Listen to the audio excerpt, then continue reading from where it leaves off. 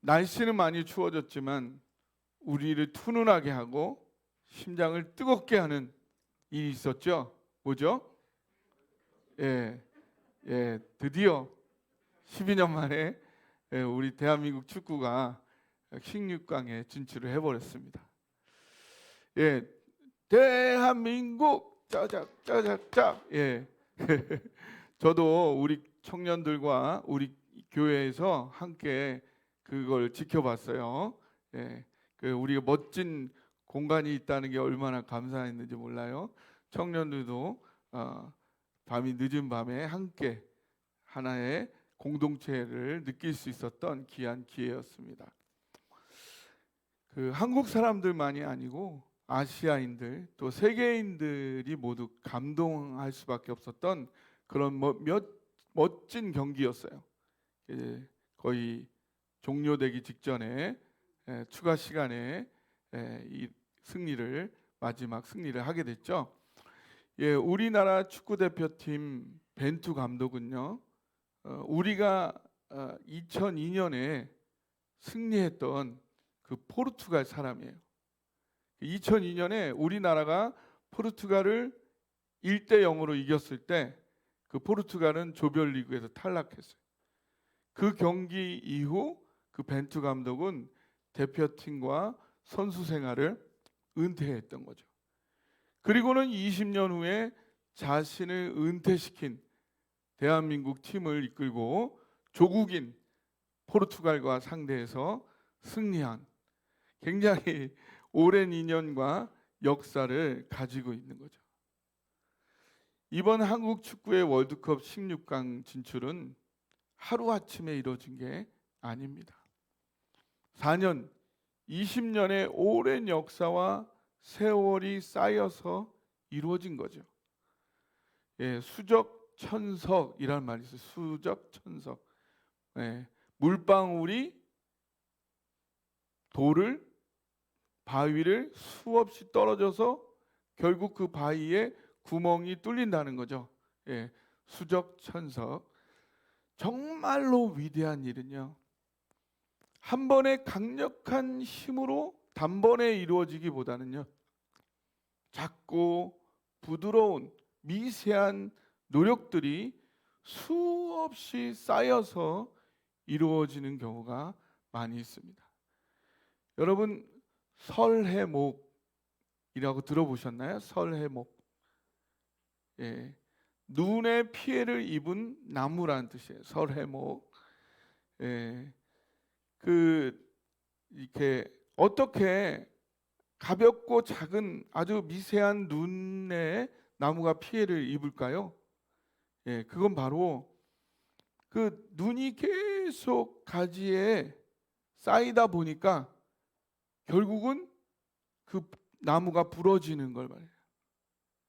그래서 산에서 겨울이면은 뚝뚝 막 이런 소리가 들리죠. 그게 바로 설해목인 거예요. 이에 대한 글이 있어서 하나 읽어드릴게요. 산에서 살아보면 누구나 다 아는 일이지만 겨울철이면 나무들이 많이 꺾이고 만다. 모진 비바람에 끄떡 않던 아름드리 나무들이 꿋꿋하게 고집스럽기만 하던 그 소나무들이 눈이 내려 덮이면 꺾이게 된다. 가지 끝에 사뿐사뿐 내려 쌓이는 그 하얀 눈에 꺾이고 마는 것이다. 이 골짝 저 골짝에서 나무들이 꺾이는 메아리가 울려올 때 우리들은 잠을 이룰 수가 없다. 정정한 나무들이 부드러운 것에 넘어지는 그 의미 때문일까? 산은 한 겨울이 지나고 나면 앓코난 얼굴처럼 수척하다. 약하고 부드러운 것이요, 단단하고 거친 것들을 결국 이기고 다스리게 돼요. 그런 면에서 때때로 많은 경우에 여성들은요, 남성보다 더욱 강력할 경우가 많이 있어요. 은퇴한 후 혹은 연로한 후 우리나라 남성과 여성은 매우 다른 양태의 삶을 살아간다고 하죠. 남성은요, 은퇴 전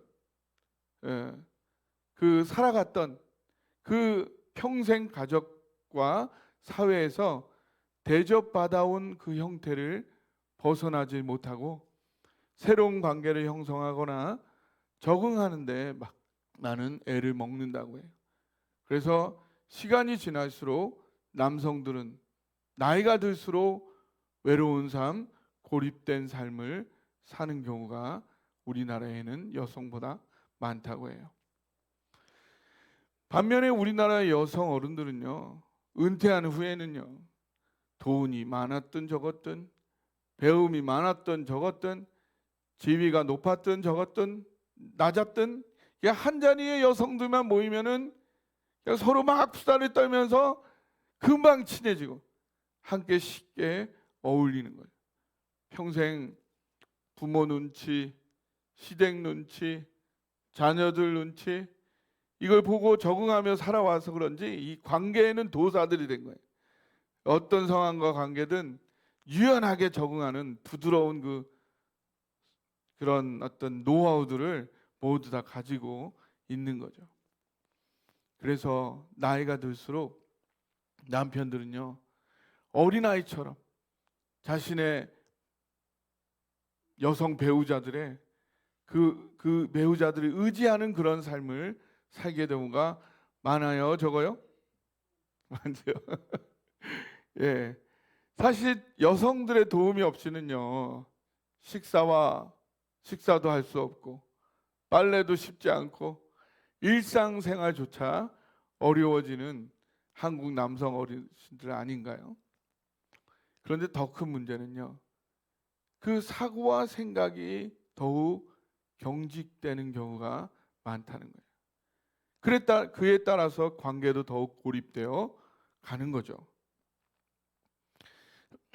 몸도 쇠하여 가는데 생각과 사고도 경직되어 가는 데다가 관계마저 고립되는 참 답답한 어려운 상황들이 한국의 남성 어른들의 모습이라는 거예요. 그래서 남자 어르신들께서는요, 나이가 드실수록요, 여자 어르신들에게 유연함과 부드러움을 잘 배우실 필요가 있어요. 평생 고집해왔던 사고방식들도 좀 내려놓으시고요, 현실과 상황에 따라 유연하게 적응하는 그런 훈련을 해 가실 필요가 있어요. 사실 나이가 들어간다는 건요, 나이가 들어가신다는 건요, 계속 변화하고 있는 거예요. 변화가 계속 진행되고 있는 거예요. 점점 몸이 쇠해져 가죠. 그에 따라 정신적인 기능도 계속 떨어지죠. 몸과 정신은 계속 이렇게 변하고 있는데 나의 생활 방식과 사고 방식은 그대로 멈추어 있다면요, 크게 낭패를 당하시게 되는 거예요. 노화 절벽이라는 말 들어보셨어요? 노화 절벽?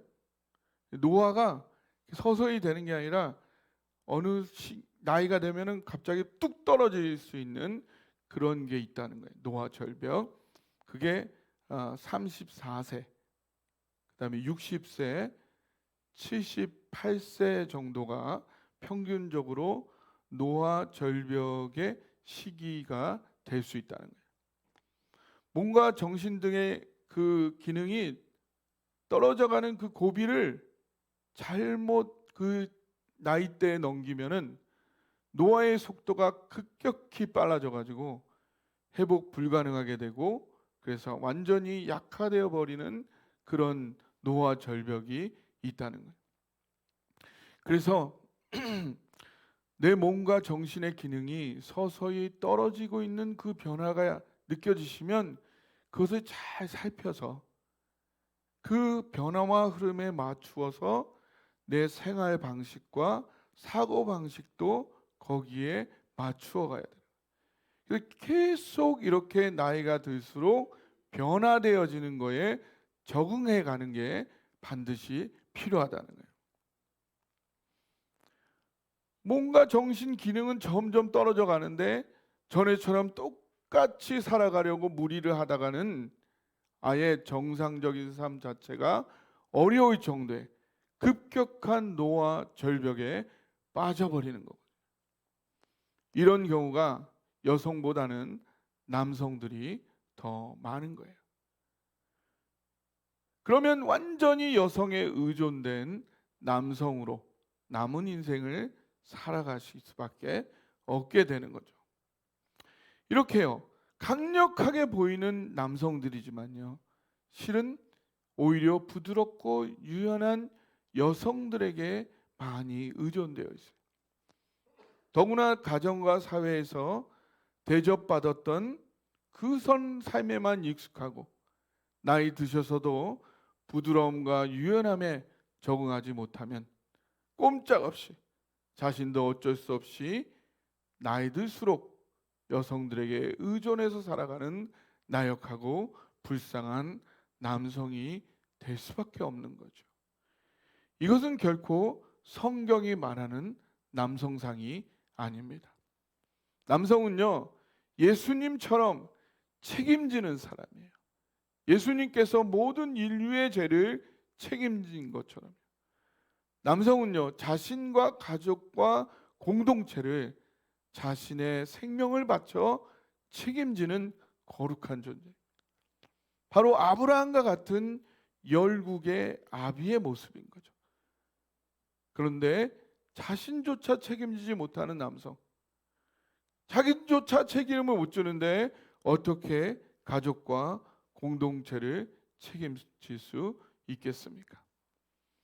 제가 한 15년 전에 미국에 방문했을 때인데요, 미국 사람들이 원래 아침 일찍 일어나는 그 6시 이전에 움직이는 거를 굉장히 비상식적으로 생각하는 사람들인데, 그 사람들이 아침 6시에 남자들만 모여서 성경 공부를 한다는 거예요. 무슨 성경 공부인지 너무 궁금해가지고 따라가 보았는데요, 바로 성경적 남성상에 대해서 성경 공부를 하는 거였어요.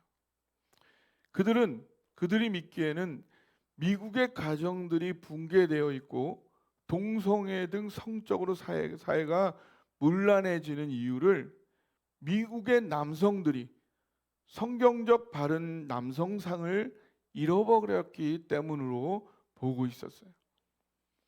그래서 성경이 제시하고 있는 바른 남성상을 회복하면 바른 부부관계가 회복되고 행복한 가정이 세워지고, 그러면 사회도 건전해질 수 있을 것임을 그들은 믿고 성경이 말하는 바른 남성상을 세워가려고 했던 거죠.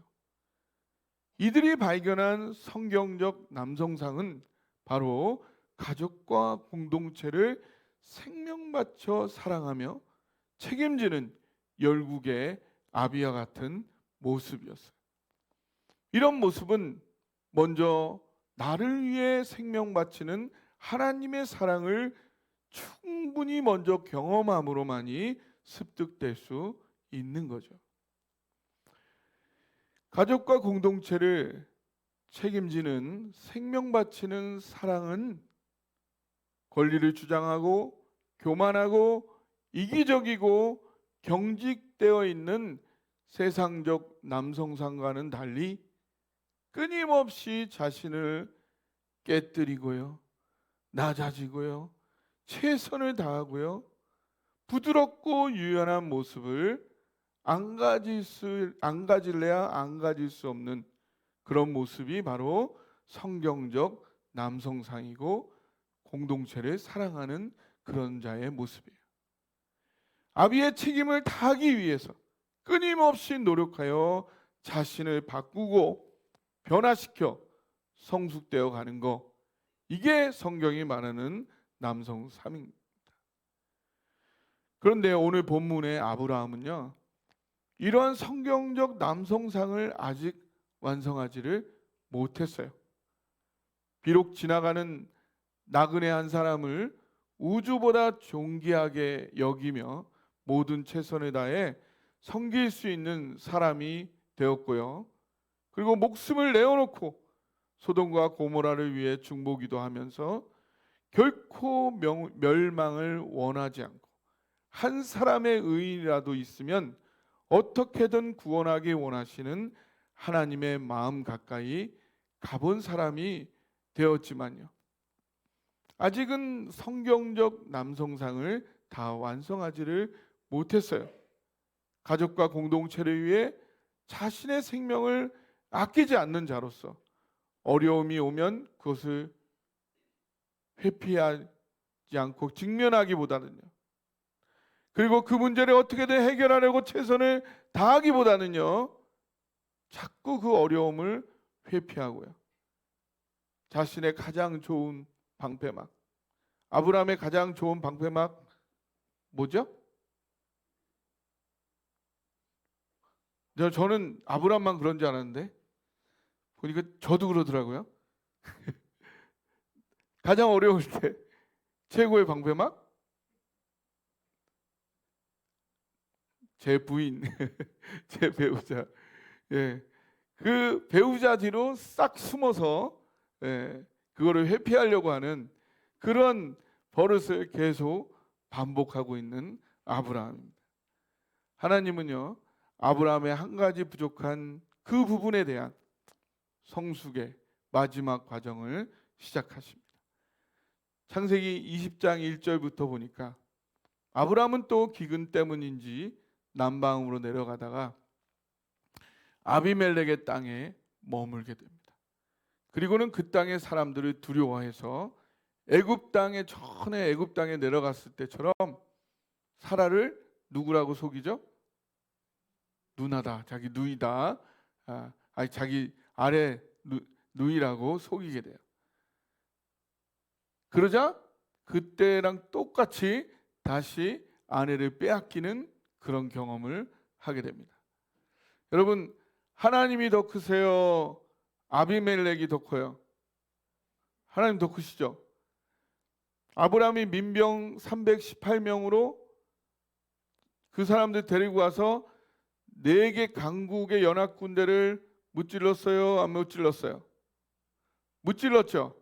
그러면 그 하나님께서 아비멜렉도 넉넉히 이기게 하실까요? 못 하실까요? 넉넉히 이기게 하시겠죠. 그런데도 믿음이 부족했던 아브라함은 인간적이고 세상적이고 거짓된 전략을 세워서 여자인 사라 뒤에 쏙 숨어버리는 거예요.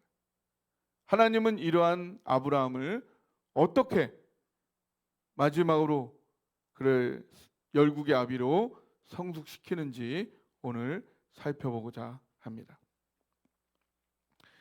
첫째, 하나님 되시 나의 하나님 되심을 보여주십니다. 따라해 보세요. 나의 하나님 되심을 보여주신다. 예, 우리 21장 3절에서 7절까지 8절까지 한번 쭉 교독하면서 읽어보겠습니다. 제가 3절 읽어볼게요. 그 밤에 하나님이 아비멜렉에게 현몽하시고 그에게 이르시되 내가 데려간 이 여인으로 말미암아 내가 죽으리니 그는 남편이 있는 여자임이라.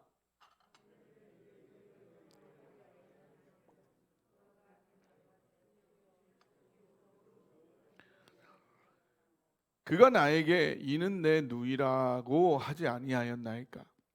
그 여인도 그는 내 오라비라 하였사오니 나는 온전한 마음과 깨끗한 손으로 이렇게 하였나이다.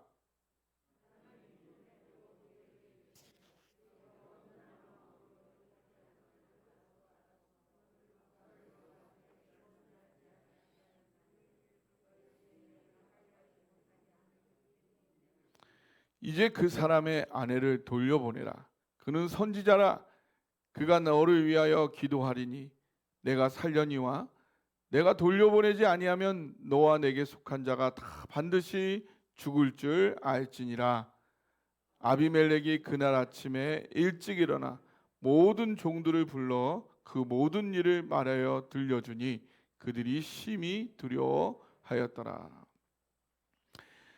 세상 어떤 권력자보다 더 능력이 많으신 하나님이십니다.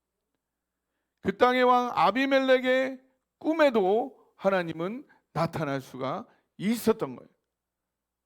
그리고서는 사라 때문에 그를 죽이게 했다고 말씀하세요. 그 이유는 그 여인은 하나님의 선지자 아브라함의 아내인데 그가 그 여인을 취하려 했기 때문이라는 거죠.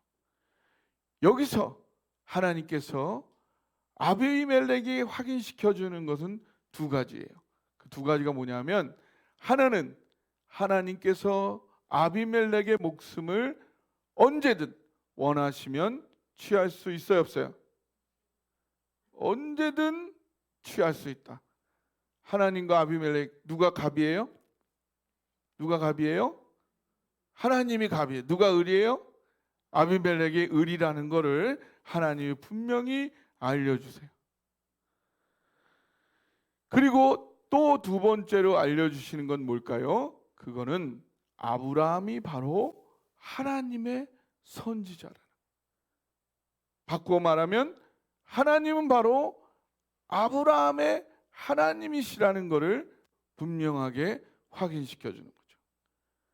여러분, 우리가 무엇을 직면하지 못하고 거짓으로 그것을 회피하게 될까요? 어떤 거를 두려워하고 거짓으로라도 그거를 회피하려고 할까요?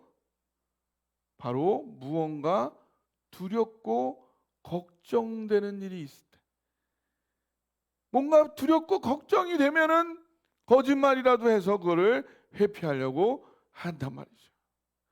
그런데 내가 두려워하는 일이나 사람 그 누구보다도 하나님이 더 크시다는 사실, 그리고 그 하나님께서 나의 하나님으로서 나를 중심으로 세계를 돌리신다는 이 사실, 그래서 어떤 두려운 일도 내게 일어나지 않게 하실 거라는 사실을 분명하게 내가 확신하게 된다면요, 우리가 그것을 두려워할까요, 안 할까요? 두려워하겠어요, 안 하겠어요? 걱정하겠어요, 안 하겠어요? 우리가 그걸 두려워하지도 않고 걱정하지도 않는다면 우리가 쓸데없이 거짓을 꾸미고 회피할까요, 안 할까요? 안 하죠. 누가 거짓말하는 걸 좋아하겠어요? 누가 회피하는 걸 좋아하겠어요? 하나님 모든 것 위에 계시고 내가 두려울 필요가 없다라고 하면 전혀 거짓되게 내가 회피하며 살 이유가 없어지는 거죠.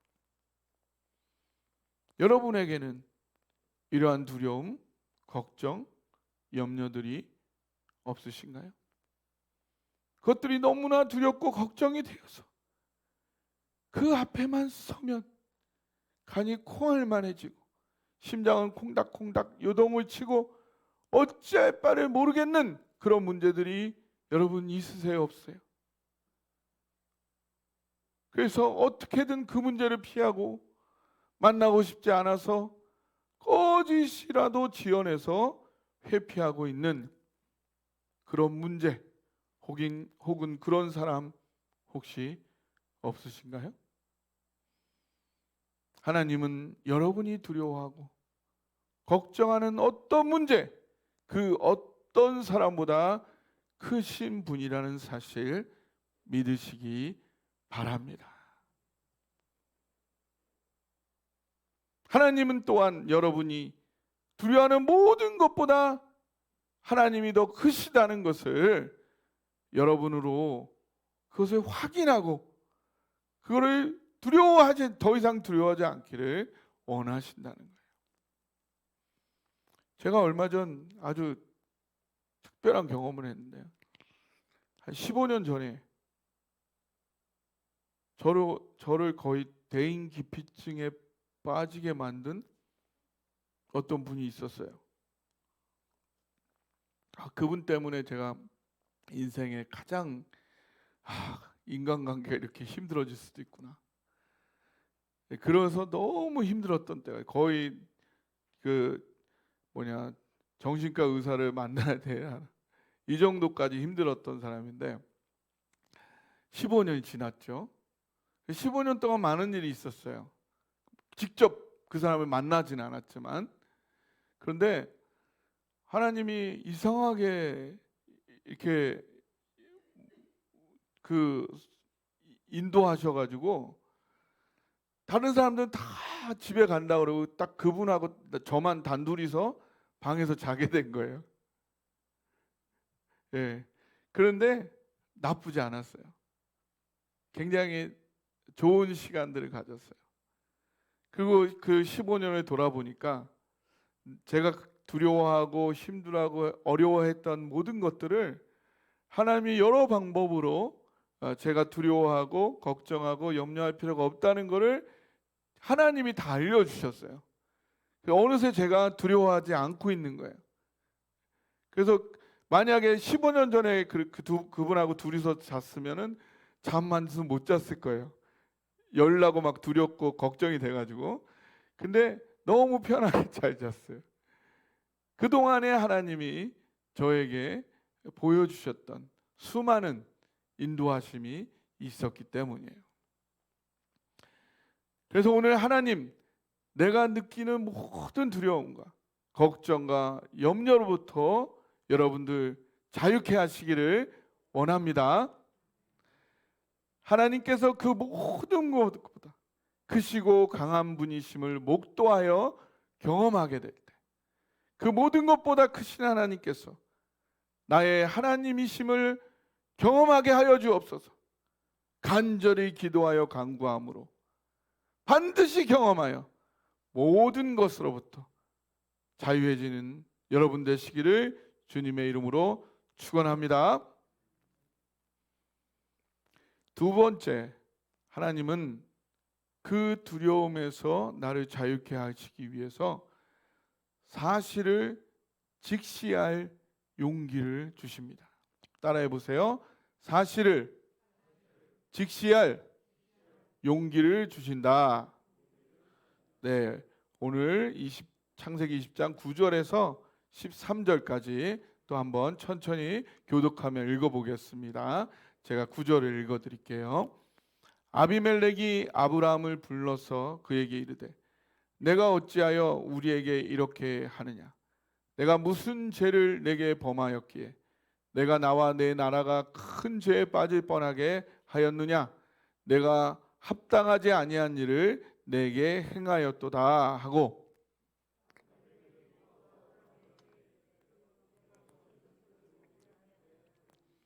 아브라함이 이르되 이곳에서는 하나님을 두려움이 없으니 내 아내로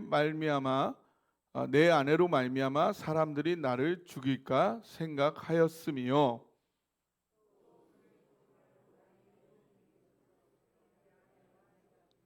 함께 읽을까요?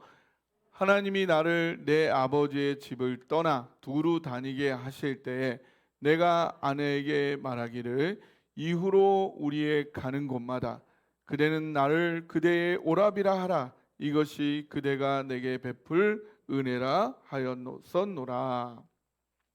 하나님은요, 다시 한번 하나님께서 아브라함이 두려워하는 것보다 더 위에 계시고 더 강하시다는 것을 보여주세요.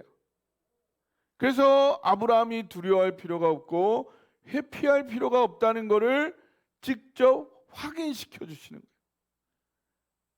그러자 아브라함은요, 애굽에서 바로 왕 앞에 섰을 때와는 다른 모습을 보여줘요. 12장에 보면, 창세기 12장에 보면 아브라함이 애굽에 내려갔을 때 모습이 나오는데, 바로가 왜 이랬느냐 물어봤는데 아무런 얘기를 안 해. 왜 아무런 얘기를 안 했을까요? 너무 완전 공황장애가 왔던 거예요. 위정자 앞에서 그냥 벌벌벌 떠면서 어떤 얘기도 할 수 없는 그런 아주 바보 천치 같은 그런 수준이었던 거예요. 그래서 무슨 말을 하기도 어려우니까 그냥 하나님이 재물만 가득 가지고 나오게 하신 거예요. 그런데 그때와는 달리 아브라함은 그동안 수십 년 동안 하나님의 어떠하심을 경험해 왔기 때문에 이제는 두려워하지 아니하고 이 이방인의 왕에게 자신이 왜 이런 실수를 저질렀는지 솔직하게 있는 그대로 자세하게 설명을 하는 겁니다. 모든 문제는요, 사실을 있는 그대로 직시하는 것에서 해결이 시작되는 거거든요. 여러분도 두렵고 무서운 문제가 있다면요, 먼저 하나님께서 그 문제보다 크고 강하시다는 것을 먼저 경험하시고요, 그 후에는 그걸 있는 그대로 하나님께 갖고 나아가 아뢰는 게 필요합니다. 요한일서 1장 9절에 보면요, 이렇게 말씀하고 있어요. 만일 우리가 우리 죄를 자백하면 그는 미쁘시고 의로우사 우리 죄를 사하시며 우리를 모든 불의에서 깨끗하게 하실 것이요. 예, 여기서 우리 죄를 자백한다는 건요, 그냥 내가 무슨 죄를 졌어요 이렇게 그냥 그것만 얘기하는 게 아니죠.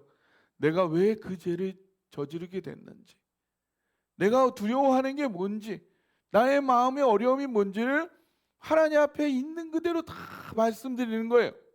그러면 어떻게 하신다고요? 죄에서 사하실 뿐만 아니라 모든 그 영향력, 그 모든 불의에서 나를 깨끗하게, 그 영향력에서 벗어나게 해주신다는 거예요. 여러분, 여기 제 주머니가 지금 어두워요, 안 어두워요? 닫아놨으니까 어둡죠. 예, 주머니 어둡잖아요. 어두울 거 아니에요, 닫았으니까.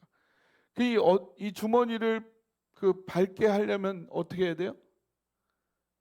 어떻게 하면 돼? 열면 되잖아요. 열면 되는 거예요. 열면은 밝아지는 거예요. 그런 거와 마찬가지예요.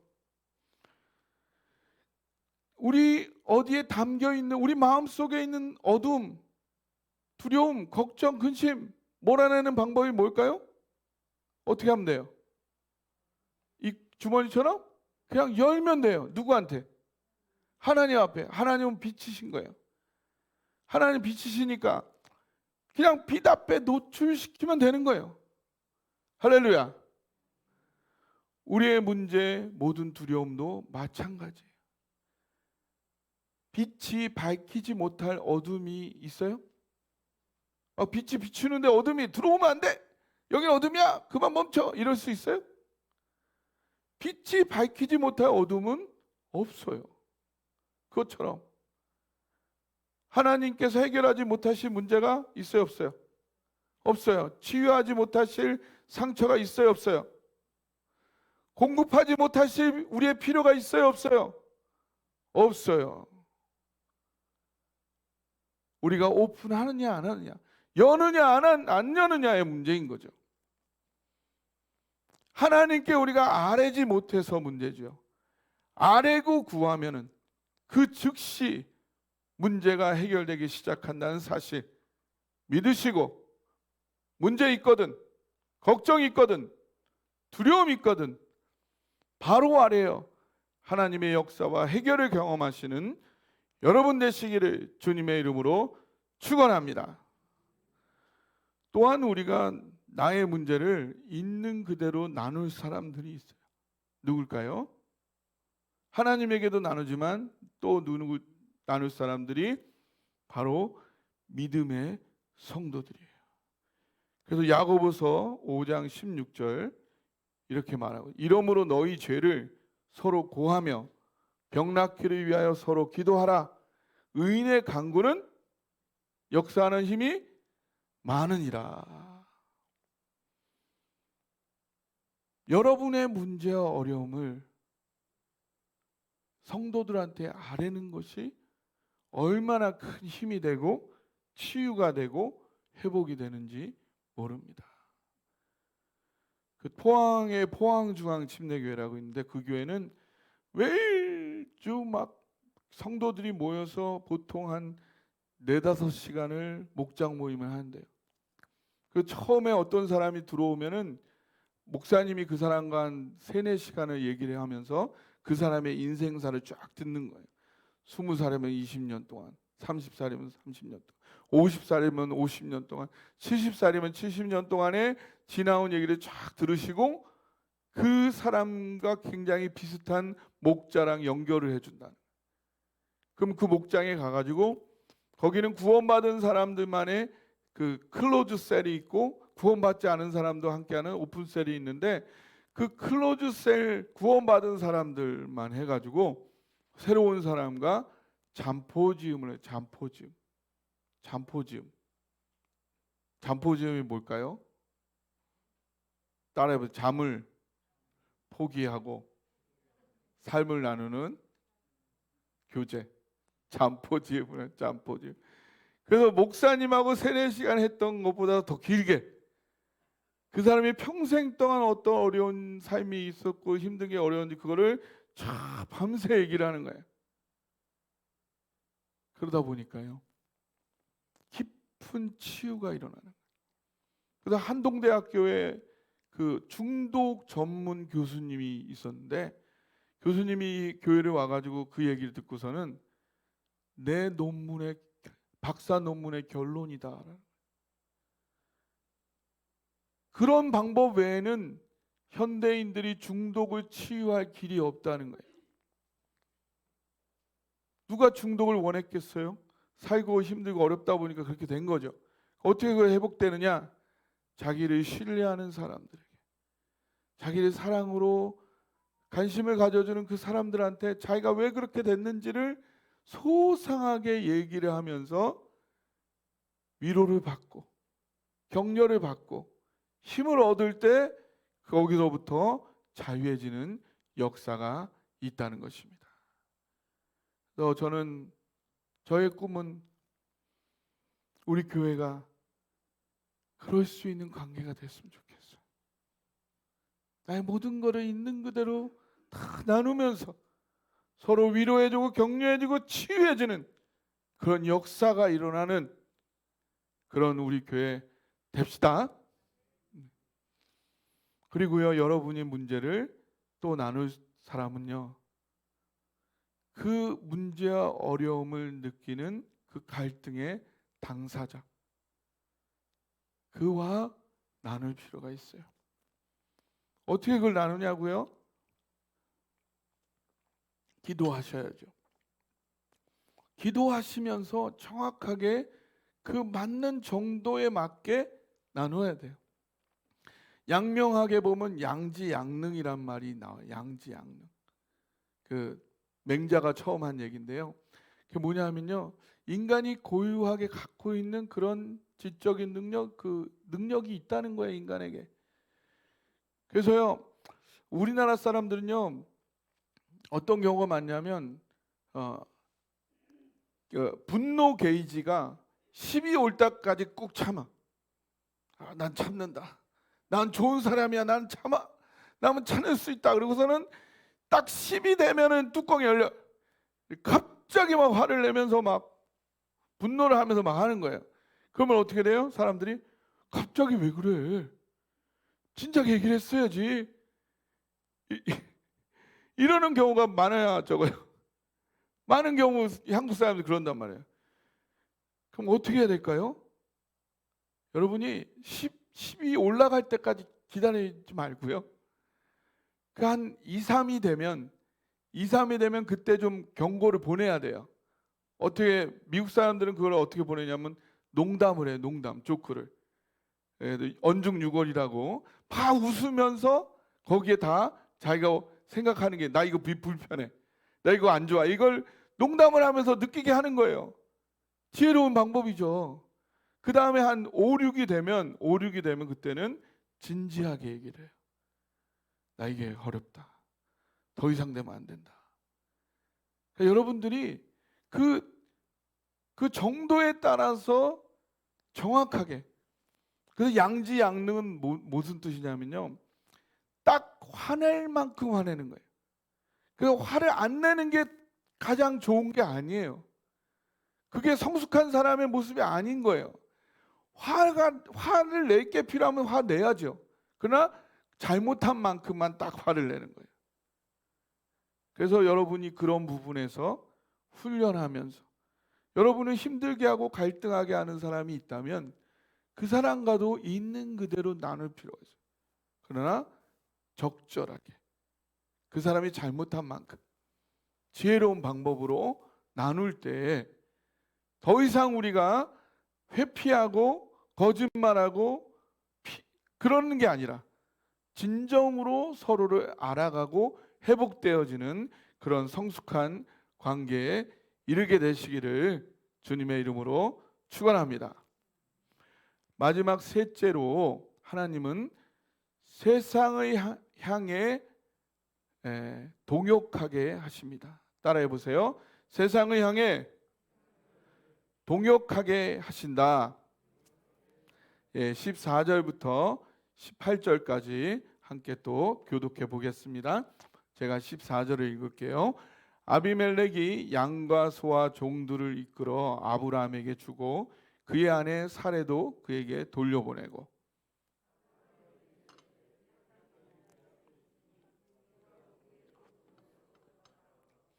사라에게 이르되 내가 은 1000개를 내 오라비에게 주어서 그것으로 너와 함께한 여러 사람 앞에서 내 수치를 가리게 하였노니 내 일이 다 해결되었느니라.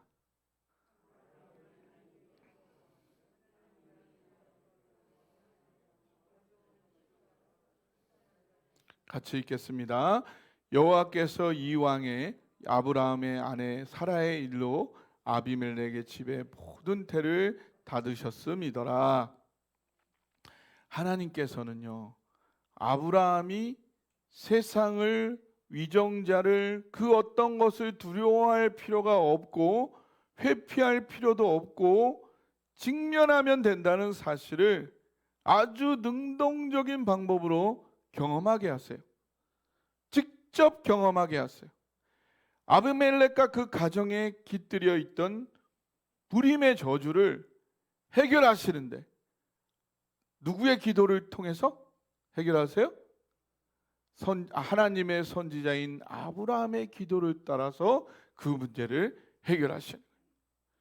하나님은요, 하나님께서 세상과 위정자와 그 모든 문제보다 크신 분이심을 그걸 보여줄 뿐만 아니라 하나님과 동행하는 아브라함 또한 하나님이 모든 것을 초월해 계시면 하나님과 동행하는 아브라함도 그 모든 것을 초월할 수 있을까요? 없을까요?